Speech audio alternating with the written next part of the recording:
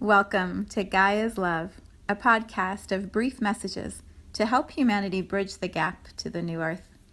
My name is Vivienne Gerard.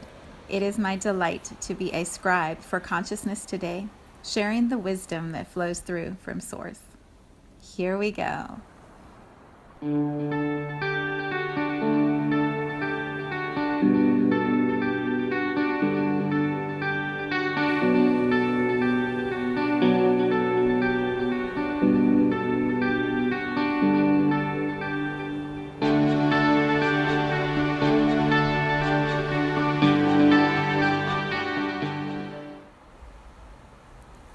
Episode 34. Today is Tuesday, August 7th, and we are in a week of lots of beautiful energy moving.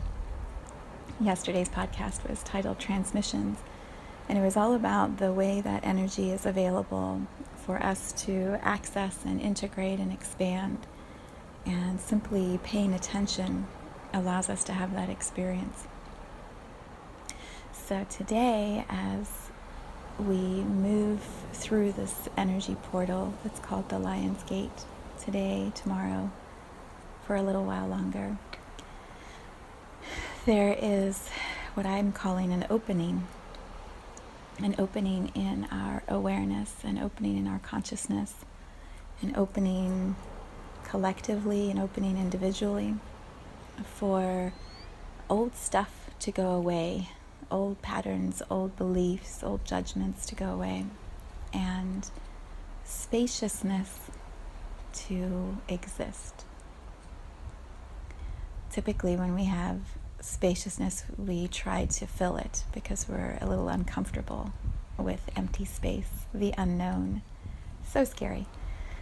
And so we try to fill it or stuff it with busyness or activities or things that are so important. And the invitation right now, with the way energy is moving, is to really look at, explore, feel whatever comes up and be with it. Allow this opening to really be a time, a cocoon where the old can fall away and there's spaciousness. You don't even need to know yet what's going to go in there, but just room to breathe. When I was tuning into the word opening, I kept seeing the picture of this little character from a children's book that I loved reading to my children. This little girl that was lassoing a nightmare. And so I was thinking about the book while I was meditating, and I thought, that's the perfect book to read today as we tune into the vibration of openings. Children's books are profound and so wise and so direct and so sweet, and there are all these beautiful pictures that bring the words to life that are just amazing. So I'm going to read you a children's story that has guidance for how we sit with those things that are coming up, and then allow spaciousness. So the book is called There Is Something in My Attic, and it's by the most beautiful, amazing Mercer, who writes and illustrates these incredible books for children. If you haven't read this book or heard it before, please go buy it, because it is a classic for all children and for children of all ages. And it's just so sweet. It's so sweet. All right, so I wish you could see the pictures, but I'm just going to channel the energy to you, and you'll get the message. You'll get the vibration. You're going to hear me turning the pages because it's a good-sized book. All right, so it shows this big house out in the middle of the country. It says, "I was never afraid of anything when we lived in the city, but now we live on a farm." And then it shows her in bed with all of her teddy bears. "At night, when the lights go out, I get scared because I can hear a nightmare in the attic right above my head." And then it shows her going into her parents' room and pointing at the attic. "It doesn't seem to bother Mom and Dad. They say it's probably mice." And they show the dad carrying her back to bed, closing the door. And she's in there with her frown and her teddy bear, and she says, "But it sounds too big to be mice." So then they show her with her red cowboy boots on, a little cowboy hat, a flashlight, and she's opening the door to go up to the attic with her flashlight and her little nightgown. She says, I decided to lasso that nightmare and bring it down to show them. I would just be brave and sneak quietly into the attic with my lasso ready. And they show her at the top of the stairs. It wasn't there, but I noticed a bunch of toys that I thought were lost, lying in a pile behind some boxes. How did the toys get up there? Something weird was going on, for sure. And they show her hiding behind a box. Then I heard it creeping up the stairs. And then there's this page with this huge big monster holding a tiny teddy bear at the top of the stairs, and she's hiding behind the box with her lasso. There it was, standing in front of me with my brand new teddy bear it had just stolen from my room. So she says, Hey, I called, that's my teddy bear. Give it to me. But the nightmare tried to sneak back down the stairs. And they show the big nightmare with the flashlight on him, and she's holding her lasso. And he's like all scared and like huddling this little teddy bear.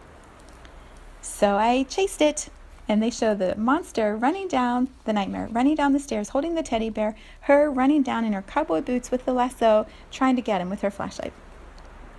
Then I lassoed it. It was hugging my bear as hard as I could. Be careful, nightmare, I said, or you'll rip my bear. I tried to get my bear back, but it wouldn't let go. And she's pulling at this big nightmare, pulling at the bear with the lasso around the nightmare and his little feet up in the air. So I pulled it down the hall to my parents' room. And they show her pulling this big nightmare, holding onto the teddy bear, down to her parents' room. I flipped on the lights to show them the nightmare I captured. I was sure they would be amazed. And they show her pointing and the parents looking at her. There's nothing. But nightmares are very tricky, and sometimes they just slip away. She's standing in the hallway with her red boots, hands on her hips, empty lasso, cowboy hat on the floor, parents looking at her like, what? The last page shows the nightmare sleeping up in the attic holding her teddy bear, and she says, I'll just have to get my bear back tomorrow. So good. So what does that have to do with openings? Sometimes, often, we are so afraid to look at the nightmares in our attic. We are so terrified to look at the thing that we don't really want to look at, to say the thing in the relationship we don't want to say, to speak up to the boss, the coworker, the neighbor, the child, the parent, the friend. We're so afraid that we keep making the nightmares bigger and bigger and bigger. And they take more stuff from us. They take our treasures from us. They take up more room in the attic. They get bigger and bigger and bigger and bigger. And when we choose to directly look at the nightmare in our attic, when we turn on the lights, when we shine the flashlight on it, when we stand with our hands on our hips and we stare down the nightmares, they go away. They dissolve. They aren't scary anymore. Yes, there might be some bumps and ripples, right? She had to drag the nightmare with the lasso down the hallway to her parents' room. Sometimes you got to wrestle the nightmare down. Sometimes you have to really get into those big conversations, or you have to really plant your feet and take a big stand. Or you have to curl up in a ball and cry it out. Or you have to go outside and run and move and get your body moving all that energy through you.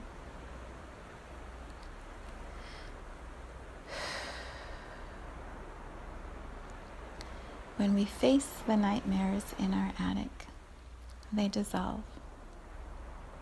And we realize it was all projection. It was all conjured up for our lessons, our learning. It was all in service of the expansion of our soul. And so it can't really hurt us. There's nothing that can really hurt us. Because when this journey ends, when this human experience is over, we dissolve and we go right back into consciousness. This human incarnation is complete, and we dissolve right back into the infinite energetic field of all. We merge with Source. We merge with all the souls in our soul tribe. We become part of the One again. Every single time the human incarnation ends.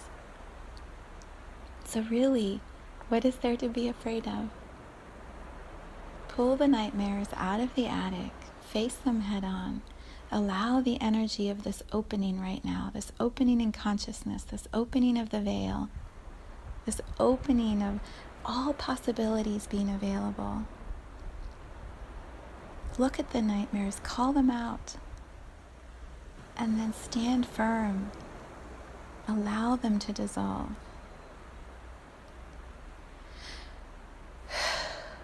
And then, just like the little girl in the book, go back to bed.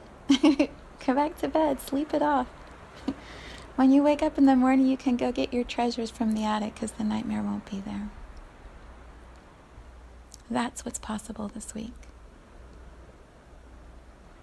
So allow the openings. Flow with the openings. Allow the energy to carry you forward in the most profound and beautiful ways. There is such love and support holding you as you look at those nightmares.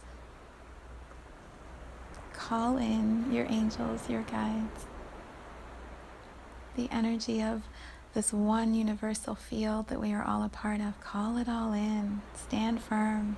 Dissolve the nightmares. Go to sleep tonight. And tomorrow, it's a new day.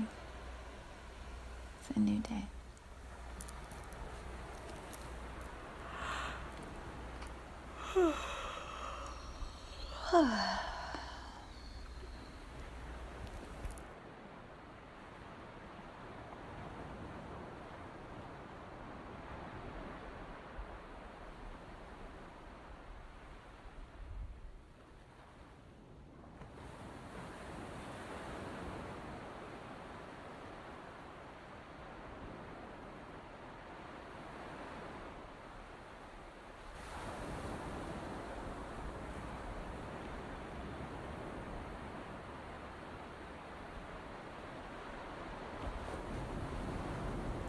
Thank you for tuning in to today's vibration.